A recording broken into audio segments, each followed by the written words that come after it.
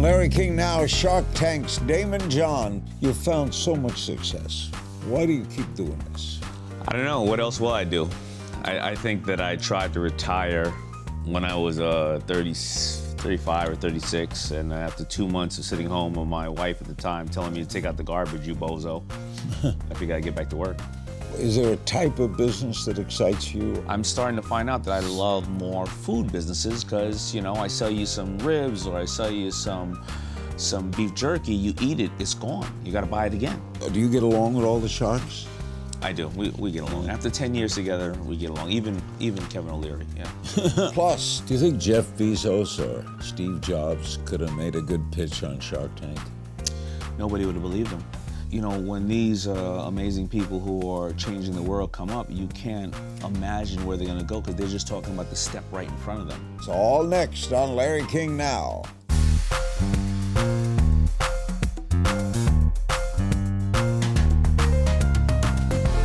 Welcome to Larry King Now, and today we welcome back the People's Shark, Daymond John.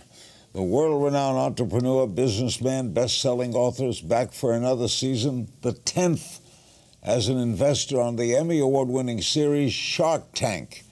Returns to ABC October 7th at 10 p.m. Daymond, who created the multi-billion-dollar FUBU clothing empire, also has a new book out called Rise and Grind. It's available now. You've found so much success.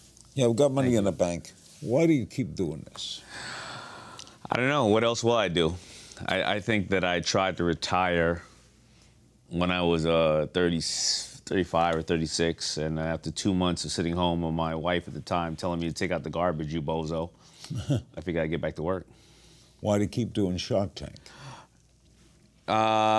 You know, because I think that I learned the most from Shark Tank. I don't learn from all the sharks, of course, they're idiots, but I learn from the entrepreneurs who are doing business in a whole new way that I would have never thought of doing business. If I wasn't on Shark Tank, I would have been doing the same old thing, making clothes. Hopefully a store buys them, and who do they sell them to?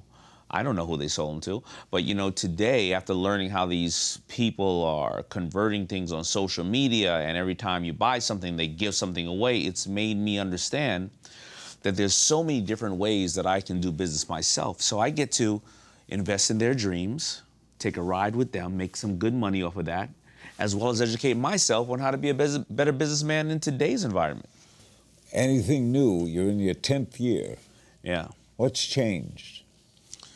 Well, how many things have changed? First of all, you know, when we started, you know, the Facebooks and Instagrams were just starting in '08. I mean, they came around in '06.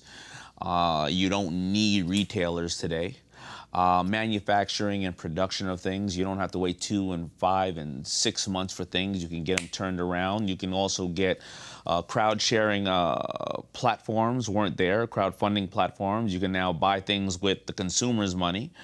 Content creation wasn't there. Now, you know, I used to put stuff in the store and maybe you'd find out who I am. Now you put up content and then sell. I mean, so many things have changed in the last 10 years.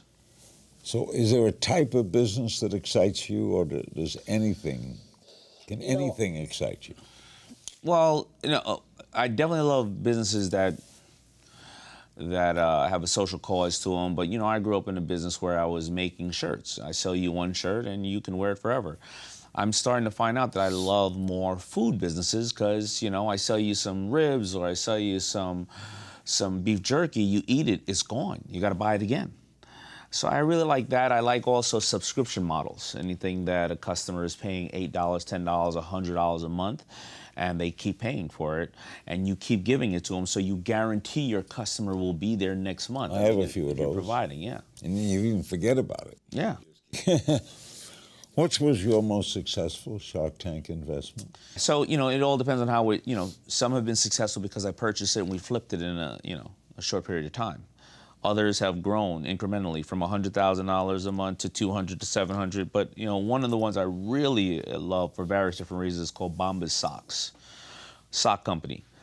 Only sold online. Every time you buy a pair of socks, they give a pair away to the homeless shelters because that's a big challenge for them, caring for their feet. Company came on doing about $800,000 a year. Now I think they'll do $50 or $60 million annually.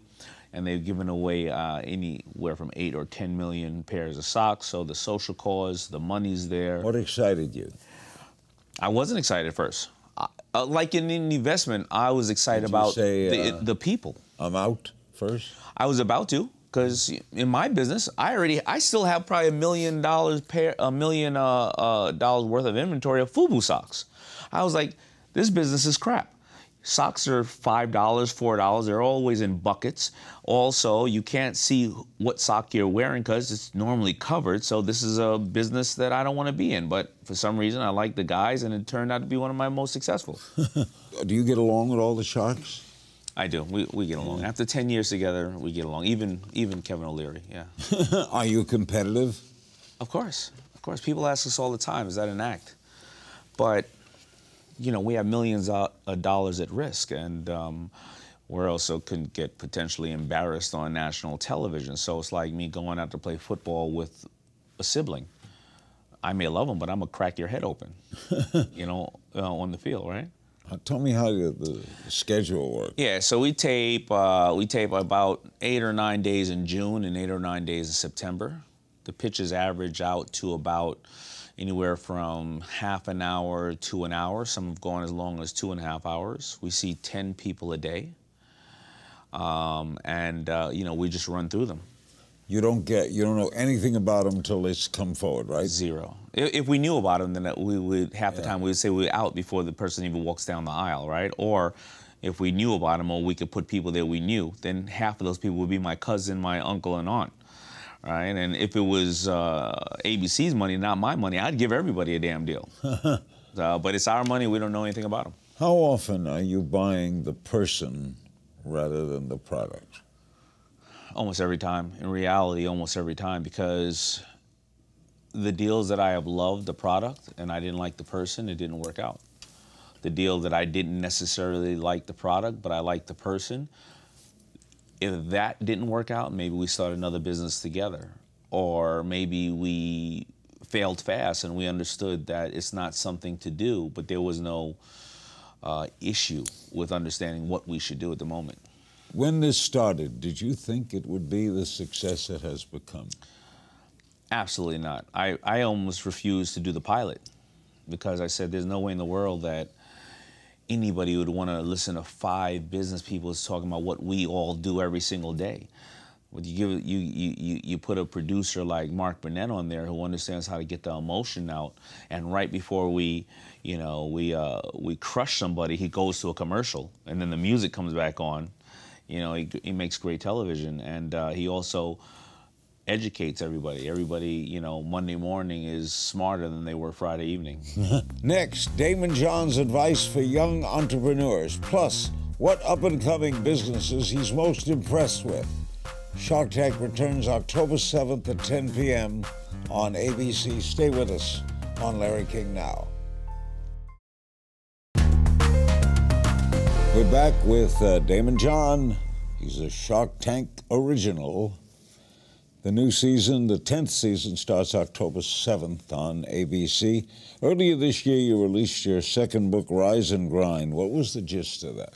You know, I was turning 48, and I had just, started to figure out, listen, I've been on Shark Tank 8 years. I have a 1-year-old baby girl at the time. And I wanted to be more productive in my life. I wanted to find ways that I could be more productive. So I started to call all my friends who I figure are successful in one way or another and say, give me some tips of what you're doing today to make yourself more productive. Because the Daymond John at 20, you know, I can work at Red Lobster for 8 hours, go home, work another 8 hours, and sleep 3, and drink and eat pizza. And so I started to find these keys that successful people do, and all of them were different. All venues, all type of people. You know, my guy Kyle Maynard, who climbed Mount Kilimanjaro with, and he was born with no arms and no legs, and he used no prosthetics. He climbed Mount Kilimanjaro. To Wendy Williams and so many other people. Throughout the process of asking these people what was going on, I found that health was the first thing they did, and then business was second. And I would then go and get an executive physical and find out that I had stage 2 thyroid cancer in my body. And this is purely because I decided to go and get this executive physical. I was getting a normal physical every year. And it would save my life as far as I'm concerned. And I'd put executive physical? An executive physical where they put me through all type of machines, and then they give it to my doctor and say, here's your report. Your doctor says, okay, we need to check on these things. You go to a hospital for a couple of days? You go to hospital for a day or two, Mayo Clinic. I went to UCLA for this one. And so I put all this stuff in the book about the techniques that different people use in their daily routine to make them more productive, and that's what Rise and Grind is. Rise and Grind, great title. Yeah. What's your daily routine? It's tough. I travel about 250 days a year. My daily routine is every night before I go to bed, I read a set of 10 goals, and 6 of them expire in 6 months. The other 4 expire in 2 years, 5 years, 10 years, and 20. I read them before I go to bed every night. I read them every morning when I wake up. I want them to be the last thing I think about when I go to sleep and the first action I take in the morning. And then, I pray, I meditate, I get the day going. And of course, listen, I'm not perfect. This happens probably 60% of the time and 100% of the time. Young entrepreneurs today, are you impressed? I am. I really am. They have it easy, but they also have it is very difficult because everybody can pick up a phone now and become an entrepreneur. I find the same fundamentals of these entrepreneurs are never change. They wake up before everybody else, they go to bed after everybody else, but the entrepreneurs today, they want to solve a problem and a pain that society wants solved. Most of them want to solve something for the better good of society. Unlike, when I was growing up, it was all the dynasty and the Wall Street phase of it's wreckable and, how many yachts can you water ski behind, whatever the case is. But entrepreneurs today really want to solve problems. Startups, the average don't make it, right?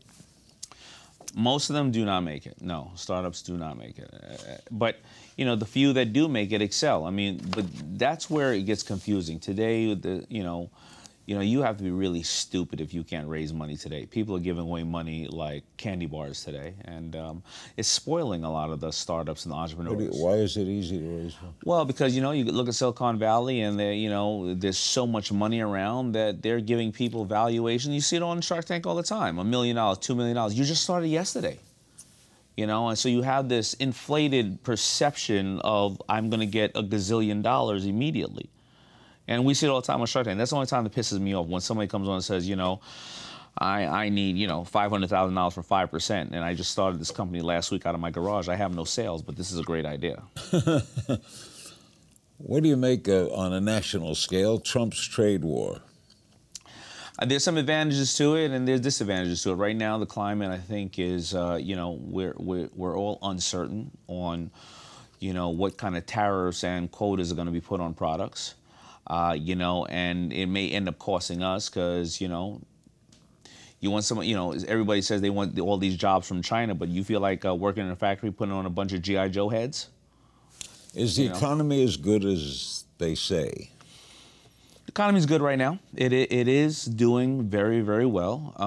I think it's because of the last administration, but I think that started with Obama, didn't it? It started there. But I think that certain other economies are going. Every economy is progressing right now. I think Mexico is a little bit ahead of us, and a couple other countries. And I'm preparing for the dip that's going to come.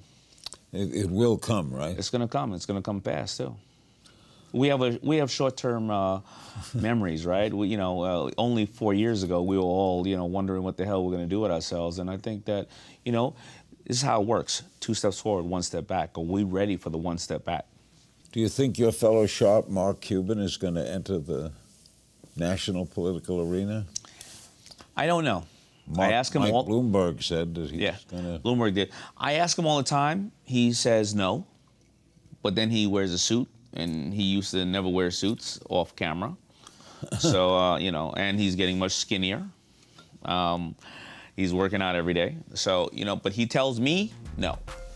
When we return, I'll put Shark Tank's Daymond John into the If You Only Knew hot seat. You won't want to miss this. We'll be right back.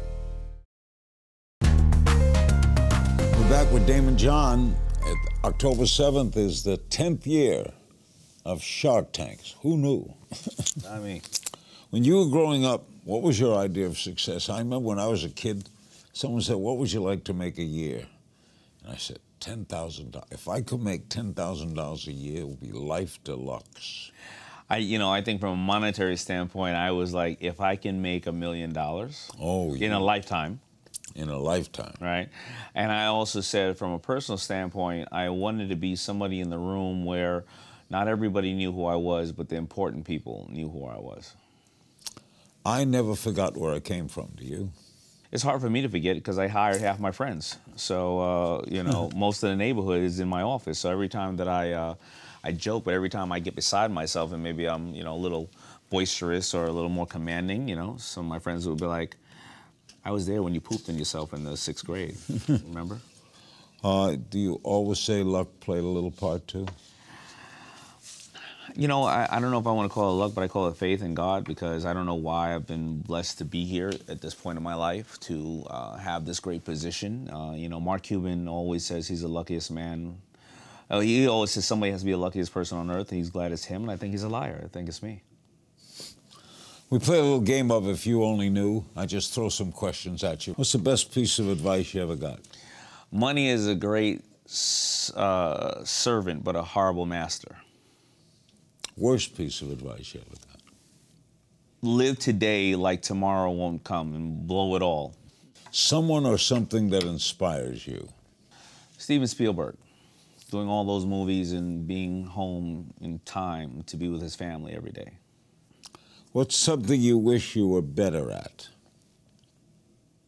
Being detail-orientated.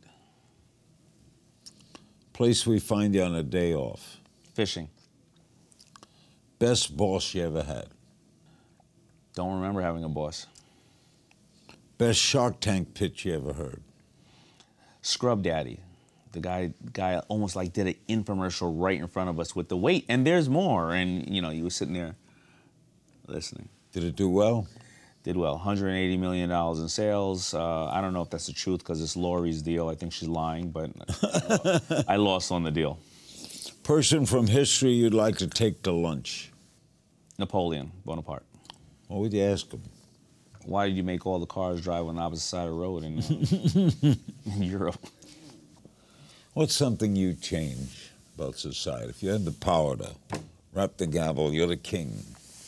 There's so many. I don't want to get too political. It would be gender equality. It would be racism. It would be famine. What's the biggest splurge you ever had? I purchased a couple of houses. I went down to Miami to go shopping. I bought 2 houses, right about 5 blocks away from each other. Was it rent them out? No, that's the problem. Up-and-coming business that's impressing you?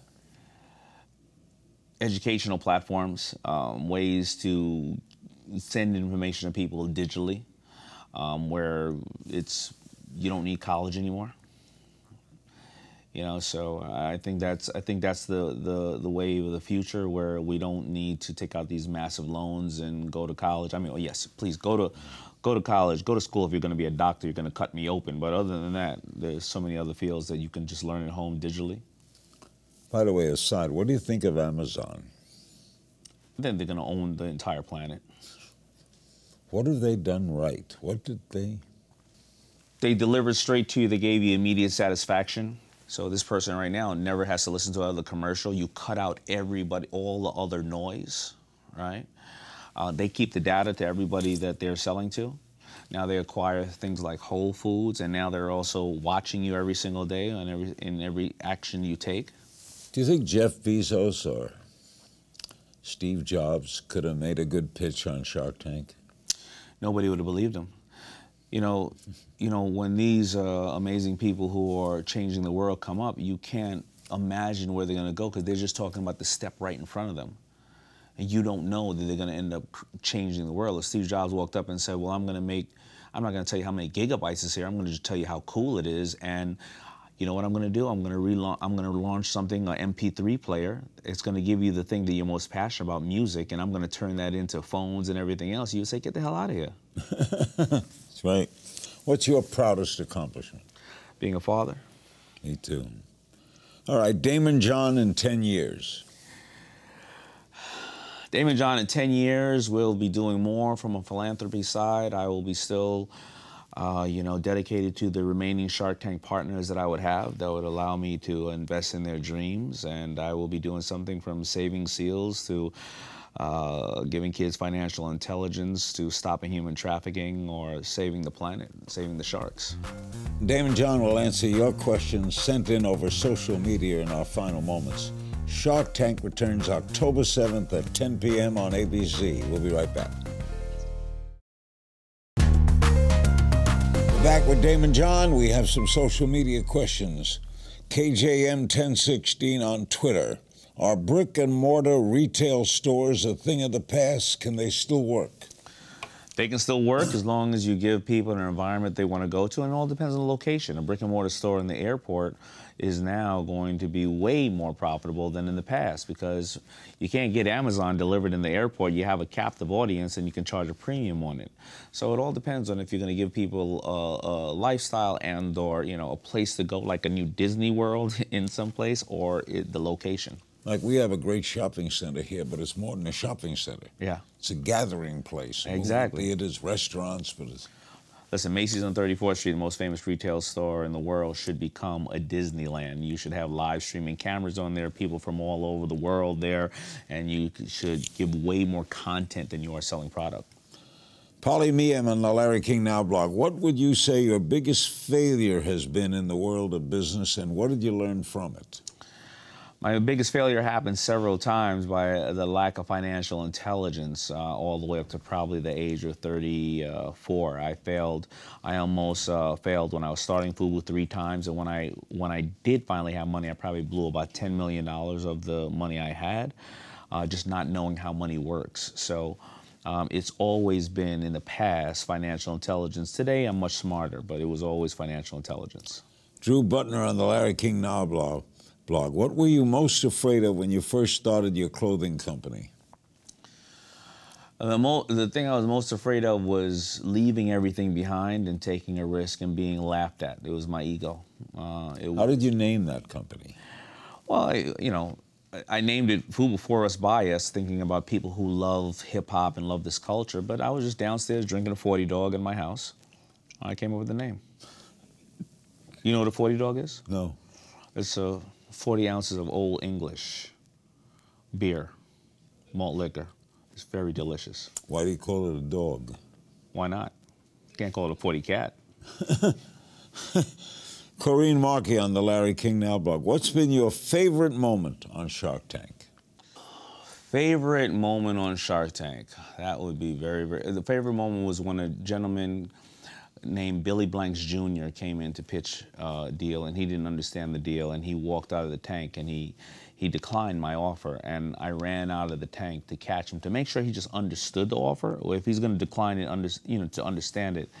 And he broke down in tears, and his wife broke down in tears, and I almost broke down in tears, and we ended up doing the deal, and it was just, I just felt like he didn't miss that moment, and I didn't miss that moment, and it made me feel good. Now the deal would end up not being the best ever business, but I felt like I did the right thing, and I was very happy to get to know him. And we didn't see it on camera. We did see it on camera. Yeah, we did air it on camera, and it was... You chased him out. I chased him out of the tank, yeah. Corinne also asked, do you enjoy the fame that's come along with your gig? I enjoy the acknowledgement and being able to empower people and tell them that if me, somebody who got left back, who's dyslexic, who grew up with no money and didn't go to college, if I can make it, anybody can. So I enjoy that part of it. The other part of fame I don't enjoy is the people that just think that, I walk on water, I don't have any problems, and that they can just bombard me with their issues and think that, Do you get pitched sometimes on the street? I get pitched about 30 times a day on the street, yeah. Dyslexia is still with you? Yeah, dyslexia is still with me. I think it made me, Or you invert words? I invert words. I don't retain the information as much when I read it. I have to read things several times. Directions for sure. If I'm looking at one of those ways or one of those things, I'm going to end up in the wrong place. But it also has made me, go out and do things instead of reading it, thinking I will absorb the information, go try it. And that's probably one of the reasons why I am where I am in life today. What are your goals now? To stay healthy as I can, so I can walk my 3 daughters down the aisle, to keep empowering people and educating them and telling them don't be intimidated by all these things out here that, you know, everybody on Instagram is smarter, sexier, and, you know, lighter, than, skinnier than you, and they're all just as screwed up, and I want to let people know that they can do it. It's great knowing you. Thanks, Larry. Big thanks to my guest, Daymond John. Tune in to the season premiere of Shark Tank October 7th at 10 p.m. As always, you can find me on Twitter at King's Things, and I'll see you next time.